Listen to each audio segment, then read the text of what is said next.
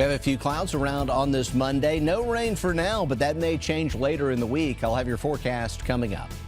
Plus, a routine shopping day disrupted after a vehicle drove through several booths at a local flea market. We have the details on that. Thousands of supporters and political leaders filled Arizona stadiums to pay their respects to Charlie Kirk.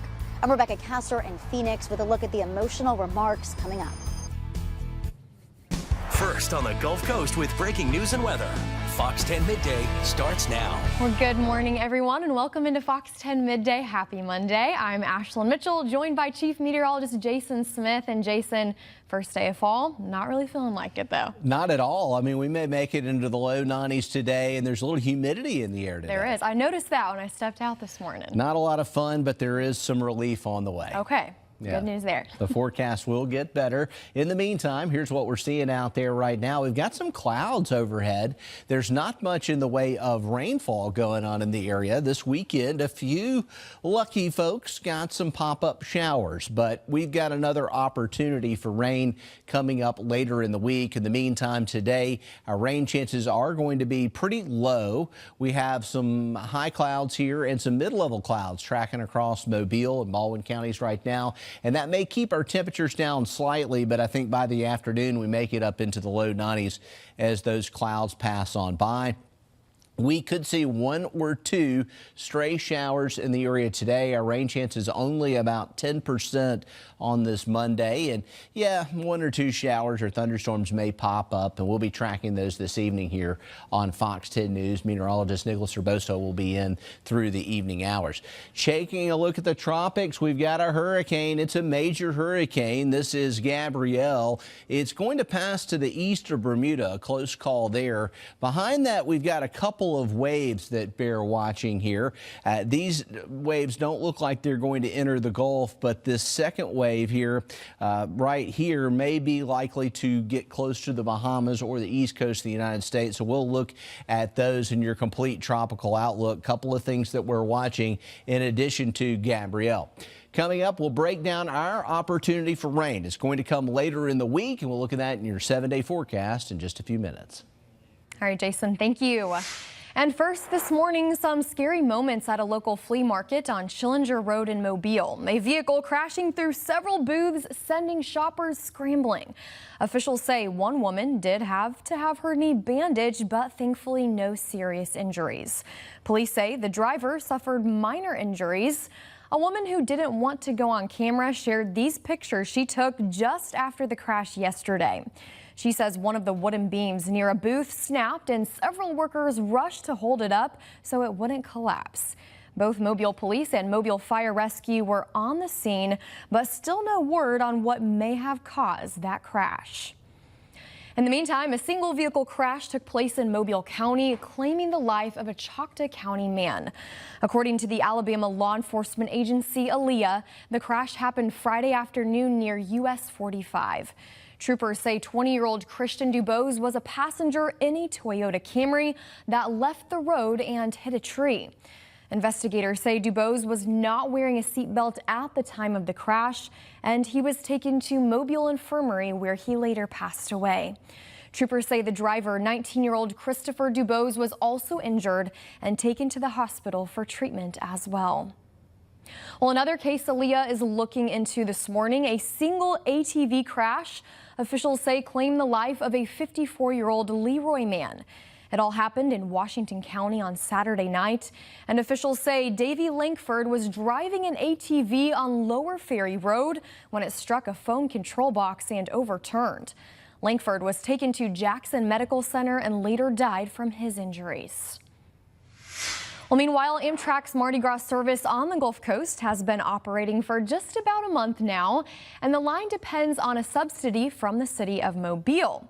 Well, we asked the two candidates for Mobile mayor about what they plan to do after the subsidy expires in 3 years. Council members emphasized after the vote last year that Amtrak shouldn't expect to come back asking for more money at the end of that 3-year term. For passenger rail to succeed long term, they said it would have to find another revenue source.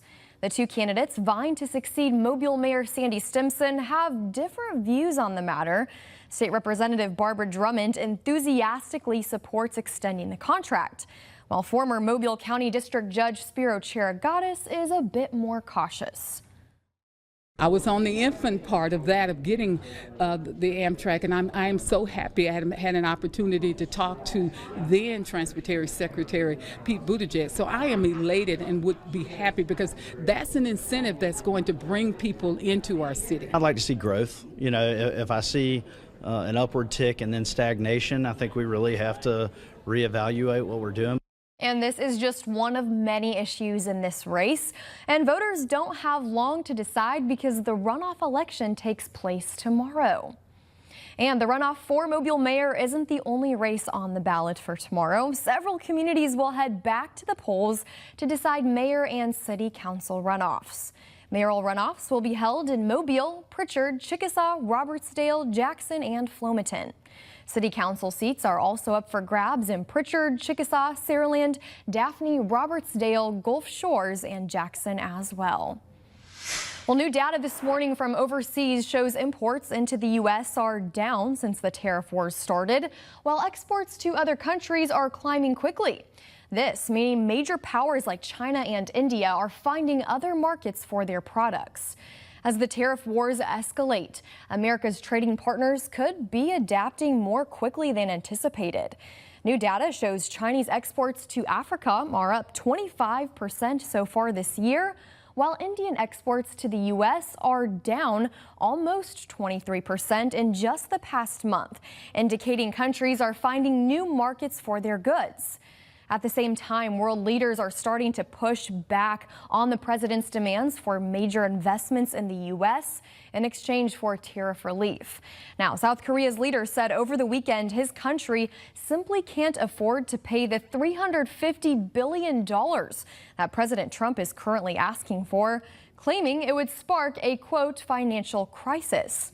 But the president is standing behind his strategy, saying it's about leveling the playing field and bringing in more revenue. Reaching agreements that guarantee reasonableness is now the central task, yet it also remains the biggest obstacle. They did the same thing to us for years. They took advantage of us, but we're making money. We're becoming richer and richer. And we're seeing more impact on store shelves here in the U.S., with Chinese exports down more than 15% this year. Well, thousands of supporters and government officials gathered in Arizona on Sunday to remember the life and legacy of conservative activist Charlie Kirk. Fox News correspondent Rebecca Castor has the very latest from Phoenix. President Trump and members of his cabinet spoke about Charlie Kirk's faith and political work during the 5-hour service, which also became a rally for Republican unity.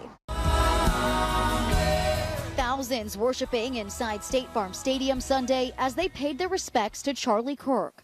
President Trump headlined the event, calling Kirk a martyr for American freedom. The gun was pointed at him, but the bullet was aimed at all of us. Kirk's wife, Erica, gave perhaps the most moving speech of the evening. She spoke about the heartbreaking moment she saw her husband's body at the hospital in Utah. I also saw on his lips the faintest smile.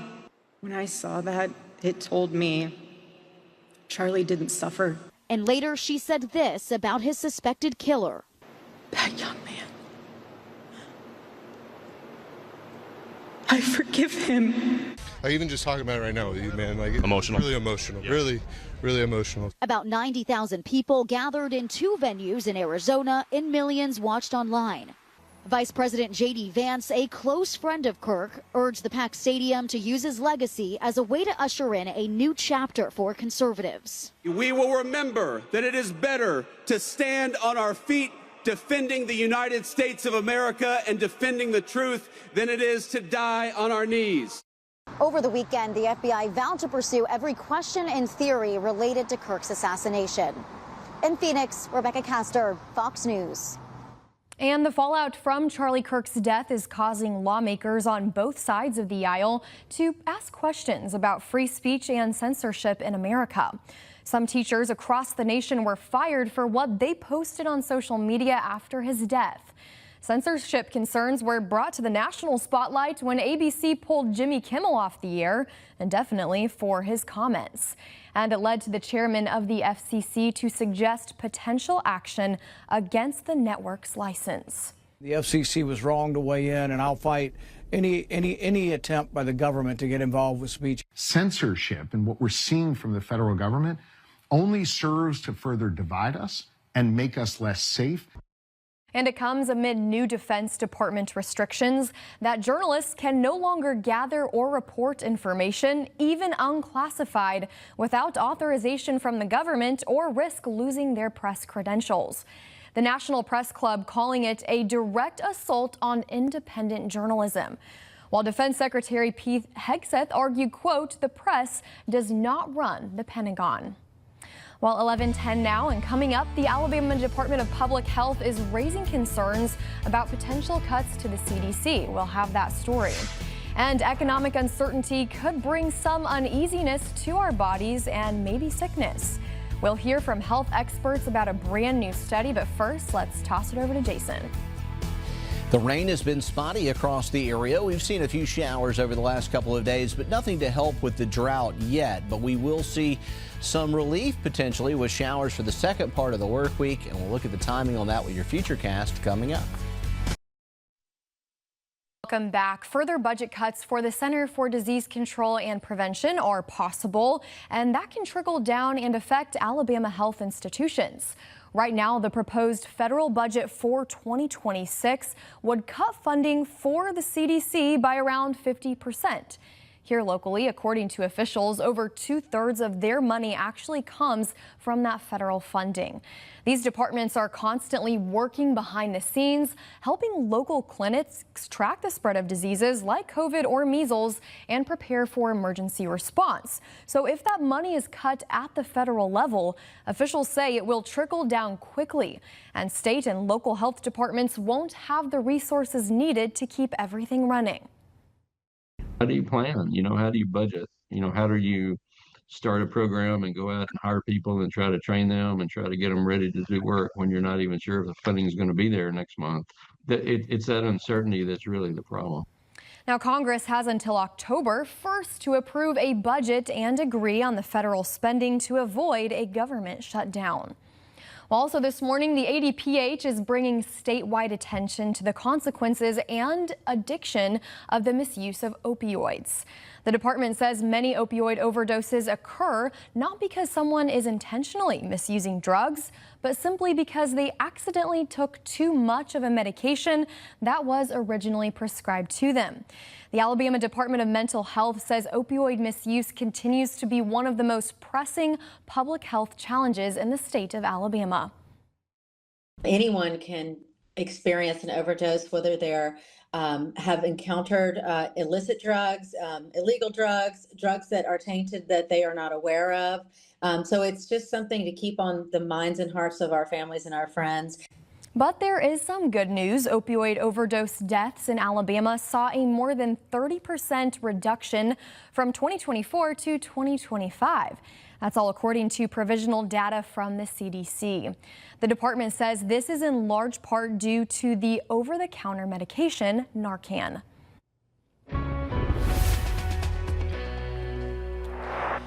All right, looking at Pensacola Beach right now, we've got some gray skies at times today, but not a lot of rain. There are some showers offshore. Pretty good little surf rolling in there around the pier. And here's what we're tracking. Let's look at the clouds first.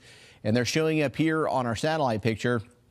We are partly cloudy in Pensacola, but mostly cloudy skies working across the area from west to east. I think we will see some peaks of sun later, but kind of gray around Mobile today. Up into Monroe County, Conecuh County, same thing. Some of this cloud cover will break up as the day goes on, unfortunately, and that'll allow the sun to come out and heat us up to a daytime high in the low 90s. We could see one or two isolated showers this evening. Our rain chance is about 10%. It's not zero, but a little bit of a lower chance compared to what we saw on our Sunday. Saturday and Sunday had a few showers around the area. Tomorrow also looks like a limited day with thunderstorms, 1 or 2 thunderstorms popping up in the area. But there are some changes on the way. And let's look at our next weather maker, which is a substantial front, which should get close to us on Wednesday, but it's really going to be in place by Thursday morning. So this is a cold front, and it's going to drag across the area very slowly. And our best rain chance will be during the second part of the day on Thursday. It's very common with our early fall fronts. We typically see the moisture lingering behind the front, so we still may be getting some showers overnight Thursday night and into early Friday morning before we finally clear on off. We've got a good shot at rain, maybe get a ½ inch to about an inch in most spots. All right, here's what we're seeing out in the Atlantic. We've got Gabrielle, an obvious hurricane here. You can see the eye right there. Couple of waves behind it as well. This is 120-mile-per-hour Category 3. It is east of Bermuda, moving north at 10, and is no threat to the U.S. And it looks like the worst of it's going to stay off of Bermuda, but it may briefly be a Category 4 hurricane later today before it weakens and heads into the cooler waters of the northern Atlantic. Behind it, I know this is kind of a busy map. We've got this wave here, which has a 40% chance of developing. Some of the models have it actually becoming a substantial system near the east coast of the United States in Cape Hatteras later this week. So we'll have to watch out for that. And behind it, this wave likely to develop and follow a similar track to Gabrielle. What about relief? Well, we have that shot at rain on Thursday, and it will be muggy, but drier air comes in for the extended forecast. And this is what we're seeing. We've got a chance of seeing some showers in the area, 70% Thursday, a high of 86, widely scattered Friday, and then we have some cooler nights coming in time for the weekend. So fall-like air will return to the Gulf Coast. Some great news there, Jason. Thank you. Well, when we are in times of economic uncertainty, people who already feel unsure about their financial future may start to feel real anxiety. And this Watching Your Wallet consumer investigator Rachel DePompa breaks down some of the common stresses and shares advice from an expert on how you can overcome them. Sometimes people completely avoid seeking financial help because they are fraught with anxiety when it comes to talking about money. Stephen Cates with Bankrate says we need to do a better job in this country of introducing financial literacy at a younger age so that people can trust their own intuitions and not what sounds too good to be true. He worries about all the people just getting financial advice from social media. Whether you're trying to trade online or trying to learn about money, there are people on Twitter, there's people on Instagram that want to tell you about their special foreign exchange trading solution or cryptocurrency. And you have to know a little bit about personal finance, have a little bit of financial literacy to know whether some of this even sounds real or not. Cates says money anxieties can manifest in several ways, whether it's money being a sensitive topic to discuss with a partner, to people not trusting their children with money, meaning they're worried about their legacy or about getting help from their children with their finances as they age. If I could tell people to do one thing, it's to talk to each other about money, to just feel more comfortable in engaging in some of those conversations, because it's really misunderstandings that get in the way of some of this growth when it comes to, sort of money knowledge and money anxiety. He says sometimes taking the focus off of you when talking about money and shifting the conversation to what are some of the lessons you and a partner have learned from your parents about money can really open up the doors to good financial conversations, lessening the anxiety. With this Watching Your Wallet, I'm Rachel DePompa. Well, coming up, the Trump administration is set to make a big announcement concerning autism and potential connections to the medicine Tylenol. You're watching Fox 10 Midday on your Monday. Welcome back. In this morning, a CDC panel voted against recommending a COVID vaccine for all adults this season. Instead, they decided it should be up to each individual and based on guidance from your doctor. The panel opted not to recommend states require a prescription for the shot.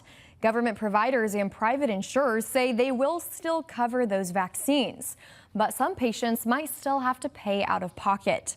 The FDA recommends people ages 65 and older get the shot, and it's only recommended for anyone younger that are at high risk for developing severe COVID.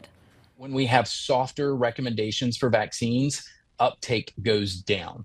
Patients tend to think they're not as important as a strong recommendation that everyone should get it. The high-risk conditions are fairly widespread, and there's a big variety of them. It can range anywhere from a patient having some sort of cancer diagnosis to a patient just being physically inactive. Some states have started requiring a doctor's prescription for the vaccine. Well, coming up, President Donald Trump says a major announcement about autism will be made today at the White House. There are reports officials are expected to link the development of autism to the use of Tylenol during pregnancy. President Trump says years ago, studies actually showed 1 in 10,000 were born with autism. Well, now it's more like 1 in 10 or 12 for boys and 1 in 20 for girls. I think we found an answer to autism. How about that? We're going to be talking in the Oval Office in the White House about autism, how it happens, so we won't let it happen anymore, and how to get at least somewhat better when you have it, so that parents can help their child, their beautiful child. I've been bugging everybody over there, get the answer to that. The head of the American College of Obstetricians and Gynecologists say research confirms there is no clear evidence linking Tylenol to autism, though. And the company that makes it says it's the safest pain reliever option for pregnant women.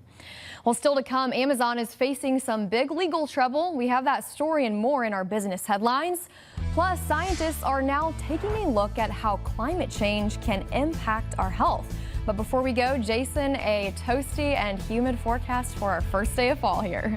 It sure is. It will be uncomfortably warm the next couple of days, but there is some relief in the extended forecast. I'll have a complete update coming up.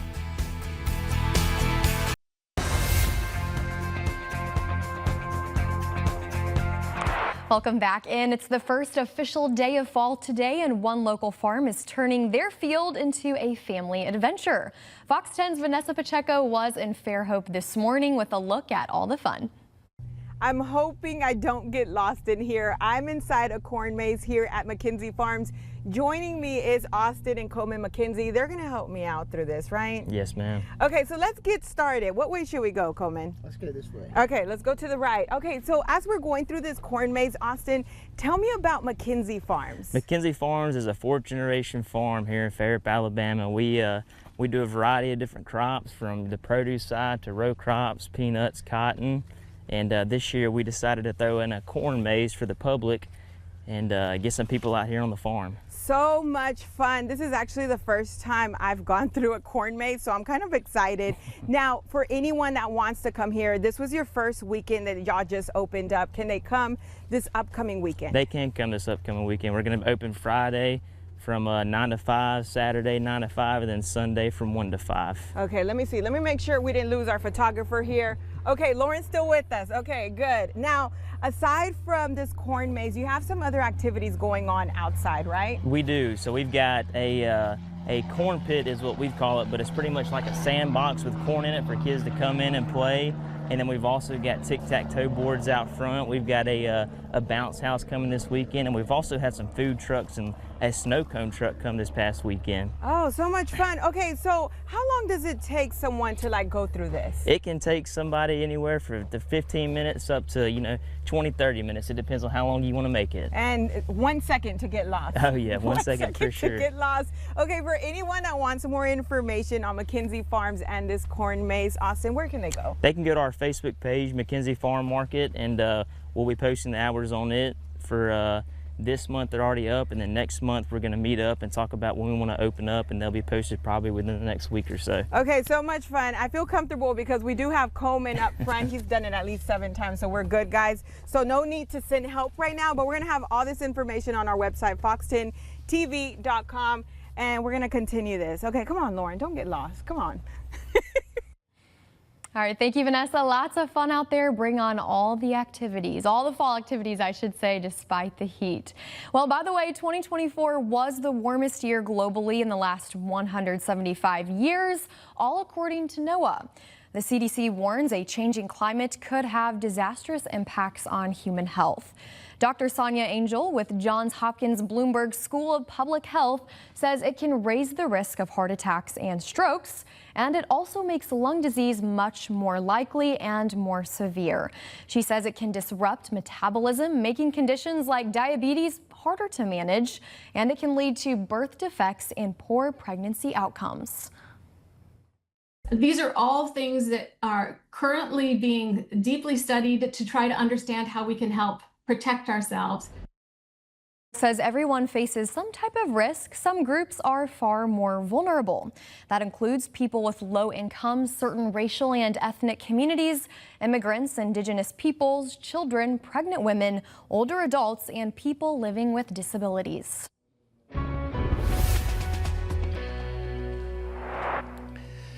All right, let's take a look at the Fairhope Pier, and the winds are really light today. Just a little bit of a breeze. You can see clear across the bay over towards the Theodore Industrial Canal and Gilliard Island there as we look off into the distance back towards the west. And looking at the situation here with our temperatures, how hot will it be today? Well, we are expecting a summer-like feel to things here on the first day of fall, and most spots are going to be in the low 90s. We will see some upper 80s near the immediate coast, but most of us going to be close to 90 degrees or above, and the hottest places like Evergreen at 93, Calvert 92, and Bruton, Mobile at 90. Just uncomfortable out there as the humidity is up a little bit. Fortunately, we do have a little bit of cloud cover passing over Mobile County and Baldwin County right now, and that may limit our heating just a bit, but there's more moisture in the air, and as a result of that, we could see a couple of stray showers and thunderstorms. Our rain chance today only about 10%. We're going to see a similar setup again tomorrow on our Tuesday. 1 or 2 stray showers in the area, but don't worry, there is some potential relief to the dry conditions with a much better rain chance coming, and that's going to happen on Thursday. We're going to see a front materializing over the central United States, and it will approach from the west on Thursday and give us a good shot at rain, especially by Thursday afternoon. With typical fall fronts, they drag across the area, and sometimes there's some moisture behind the front too. So it's possible we still get some rain Thursday night and Friday morning, and our rain chances are up to about 70%. We are actually going to be pretty uncomfortable at night and with our daytime highs for the next 2 or 3 days, followed by some much drier air coming in behind that front. Better weather for the weekend. In the tropics, Gabrielle is a Category 3 hurricane. Behind it, we've got this X here and this X here, and the orange X is going to move up into this area close to the Bahamas. Odds of development at 40%, medium chance. Long range, that could be an issue for the Outer Banks and the Carolinas. We'll continue to watch that. Also, behind it, this X here, this wave likely to develop, but it may take a similar track to Gabrielle. Gabrielle is a 120-mile-per-hour Category 3 major hurricane. It is the core of the heaviest winds just to the east of Bermuda, thankfully, and you can see how this thing is going to quickly pivot back off towards the east and northeast and should be weakening by Thursday over the cooler waters of the northern Atlantic. Here's our forecast, and rain chances are not super impressive the next 2 days, only about 10%. We could see an isolated shower Wednesday, and then Thursday looks like the day. That's the best rain chance we've had in almost a month. We're looking at a 70% rain chance on Thursday. Widely scattered showers Friday, and looks like the Kent. Ashlyn. All right, we need it, Jason. Thank you. We have Monday merger news for you now. Amazon heads to court, and companies are stepping up calls to get back to the workplace. Fox's CJ Papa has today's business headlines. The Office Depot chain has been sold to investment firm Atlas Holdings and will be taken private. Office Depot is also parent company to Office Max. The deal values the company at about $1 billion. There's also a huge real estate merger, Anywhere Real Estate, parent company of Century 21, Sotheby's, and Coldwell Banker, is being sold to rival Compass for $1.6 billion. Meanwhile, Saks Global is considering selling 49% of Bergdorf Goodman for around $1 billion. The Wall Street Journal reporting the move would help cut debt after the $2.7 billion Neiman Marcus acquisition. At least 4 bidders are in the running, with the deal possibly coming early next year. Saks is also selling $600 million in real estate as it looks to strengthen its balance sheet. The trial begins this week on whether Amazon has used misleading tactics to get some people to sign up for Prime, and whether it's difficult to cancel. The FTC is seeking civil penalties, refunds to customers, and a court order restricting Amazon. Amazon denies the allegations. And companies are pushing staff to return to the office, but the Wall Street Journal says many people are still working remotely at least part of the time. Some companies such as Paramount and NBC Universal are giving employees ultimatums: be in the office more often or take a buyout. CJ Papa, Fox News. Well, meanwhile, the latest Consumer Price Index, a government tool to measure inflation, says the cost of auto repairs actually increased 5% from July to August this year, the highest ever for one single month. The index also shows the cost of repairs rose 15% compared to last year. Auto experts point to U.S. tariffs, fewer mechanics, and older cars on the road for the jump in repair costs. While other experts say the higher costs to purchase a new or used car are forcing consumers to repair their current vehicles instead. Well, it's 11:39 right now on your Monday morning. Right now, you're taking a live look over downtown Mobile now through our Dolphins cam. Take a look at that sunny day beating down. It's toasty out there for our first day of fall. Jason will have another look at your forecast, and more headlines are on the way after this. Well, Auburn hit the road for their SEC opener, and it came with plenty of drama. The 22nd ranked Tigers squared off against 11th ranked Oklahoma, with former Sooner quarterback Jackson Arnold making his big return to Norman. It was a tough night, though, for Auburn. Oklahoma's defense dominated, setting a school record with 10 sacks on Arnold. The Tigers kept on fighting, though, tying the game late with a 14-play, 75-yard drive. But Oklahoma answered with quarterback John Mateer diving in for the go-ahead touchdown with under 5 minutes left in the game. The Sooners then sealed it with a safety, handing Auburn their first loss of the season, 24-17. Yeah, tough. It's a really dang good football team, particularly defensively, and do a lot of good things. You just can't, we had 13 penalties, and you're just not going to win on the road in this league when you do that to yourself. Auburn now sits at 3-1 on the year, and they'll try to bounce back next weekend when they face off against the Texas A&M Aggies. Kickoff from College Station is set for 2:30 p.m. sharp. And then after losing their last 2 games, South Alabama looked to turn things around in their Sun Belt Conference opener. But in the end, turnovers doomed the Jags as they fell to Coastal Carolina.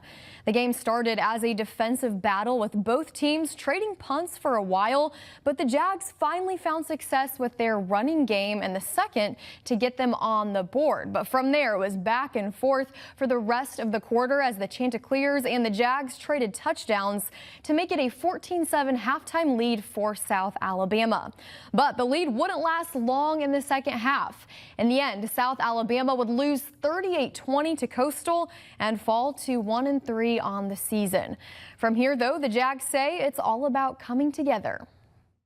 Didn't play complimentary football, and I'm labeled an offensive coach. I'm a team guy, but at the same time, I'm gonna be honest. When your defense is playing their tail off and they're keeping you in, you got to go answer the bell. Offensive, we didn't ever answer the bell.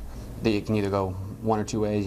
Everybody start blaming each other, or we take accountability. Come together and start winning because that's a conference loss.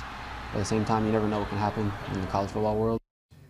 The Jags will be on the road next week for their final non-conference game against North Texas. And as the season changes, one church in Mobile is noticing the beauty that comes with it. It's something that only happens twice a year. And today, during the autumnal equinox, Fox 10 was able to see it up close. Our Stephen Moody takes us there.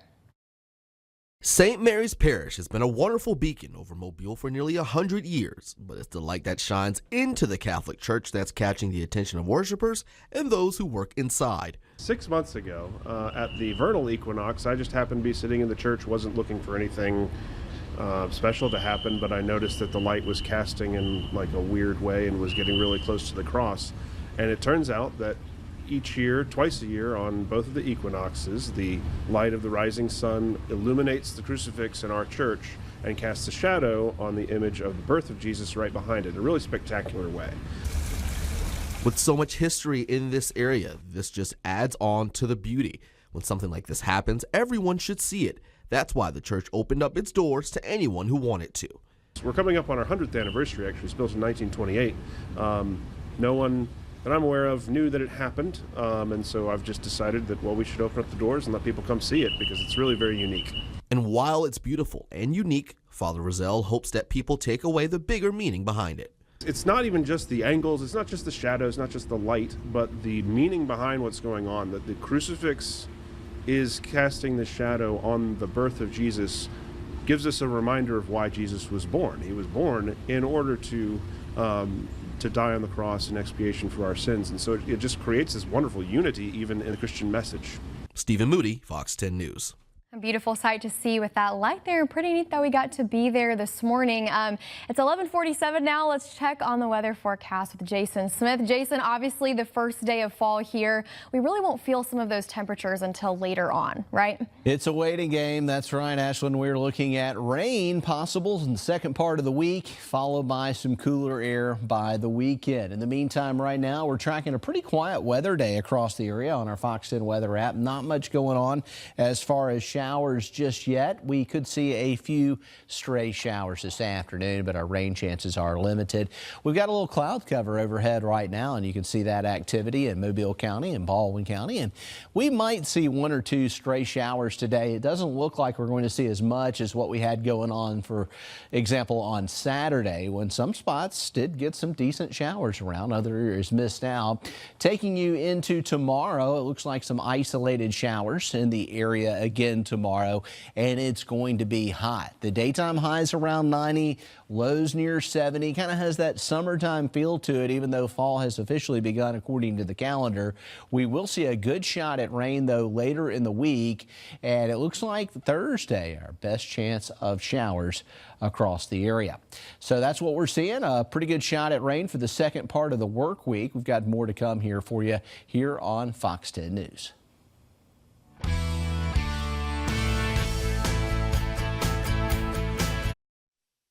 All right, listen to this. A brazen escape from law enforcement was caught on camera as a stolen car is spotted jumping the gap of a closing drawbridge. Jeremy Roth has today's Take a Look at This. Watch a suspect in a fleeing vehicle go full Dukes of Hazzard by jumping over a partially open drawbridge in Seattle. Seattle PD told King TV they were pursuing a suspected stolen vehicle when the driver turned onto the bridge, which was in the process of closing. The suspect bypassed stopped traffic, broke through a safety barrier, and jumped the car over the gap in the bridge. Police did not follow suit, instead stopping short, later telling the Seattle Times, quote, "It's not the movies. We would never do anything like that." Police said they later found the vehicle damaged and abandoned. The suspect had fled the scene. Another jump scare, this one in Kentucky, where a landing plane reportedly jumped its runway and crashed into a nearby house. The Graves County Sheriff's Office reports upon arrival, the small jet's pilot was unable to stop the aircraft, which continued off the runway, through a perimeter fence, across a state road, and into the home. A woman was inside the house at the time of the collision, but neither she nor the pilot, who was the only one on board, sustained any injuries. Finally, one last crash, but not only was this one planned, it was documented with style.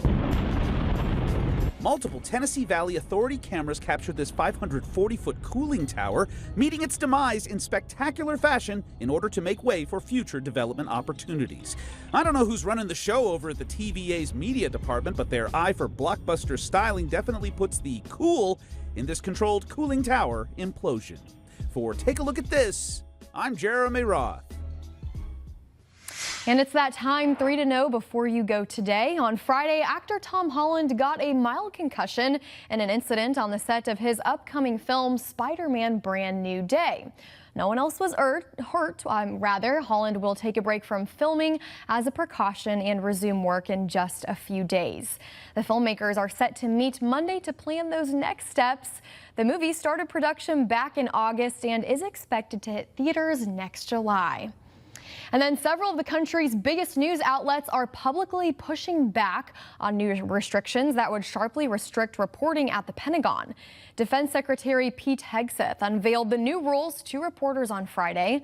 And under the new policy, beat reporters with a Pentagon credential will have to sign a pledge not to obtain or use unauthorized material. The New York Times, the Washington Post, and the Wall Street Journal have all issued statements criticizing this policy. Hegseth wrote on social media, quote, "Wear a badge and follow the rules or go home." But the Pentagon press corps already has to wear those credentials. And then finally, a new study says tattoos may offer protections from a dangerous form of skin cancer. It showed people who underwent 4 or more tattoo sessions actually had a 56% lower risk for melanoma compared to those who've never been inked. Researchers say the tattoos act kind of like a sunscreen and protects the skin from harmful UV rays. The team notes more research, though, needs to be done on this topic. This work appears in the Journal of the National Cancer Institute. Jason, I guess tattoos are a good idea possibly for UV rays. Sunscreen, good old-fashioned sunscreen's always better, especially today, right? Right, yeah, yesterday and today. You know, today we have a few clouds, but I think the sun comes back out later. And even though it's getting into fall, you can still burn very quickly. Absolutely, you can feel it for sure. Now let's take a look at that sunshine forecast, and this is what we're seeing over the next 7 days. Partly cloudy skies for tomorrow. Temperatures will be in the low 90s. As we get into Wednesday, we have an isolated shower chance, and really, you know, even today and tomorrow we could see stray showers, but our rain chance is only about 10%. So I kept the icons off the board there. But for your Wednesday, a 20% chance of rain, a high of 91. Overnight lows are going to be uncomfortable. They're going to be in the low 70s for the next couple of days. And then it's hard to miss that there. You got to check out Thursday. This is something that's been a very rare thing over the last 3 weeks to a month. We actually are going to see a really good rain chance, not just a spotty rain chance, but we've got a front coming in on Thursday. 70% rain chance there as a slow moving front drags across the area. We'll see rain possible, especially Thursday afternoon and Thursday night. High temperature of only 86 on Thursday, and then we start to tap in to some fall-like air. I wouldn't be surprised to see the showers linger a little first thing Friday. Then we clear out at a high of only 86 on Friday. We go down to 63 on Friday night. This weekend looks like a classic fall scenario, as we're going to see temperatures that will be up into the upper 80s on Saturday and Sunday, and morning temperatures that will be in the low 60s. And so that's that really great feeling air that will be moving back in. We really need the rain. We are developing into a drought situation across the area, and long-range models suggesting about a ½ inch to an inch of rain on Thursday. So there are a lot of yards out there that could use the water. Absolutely. And the farmers need it also. Definitely not missed mowing, but we do need that moisture for sure. So hang in there. Like Jason said, those fall temperatures are on the way. Thanks for watching Fox 10 Midday. We'll see you on Fox 10 Live at 3.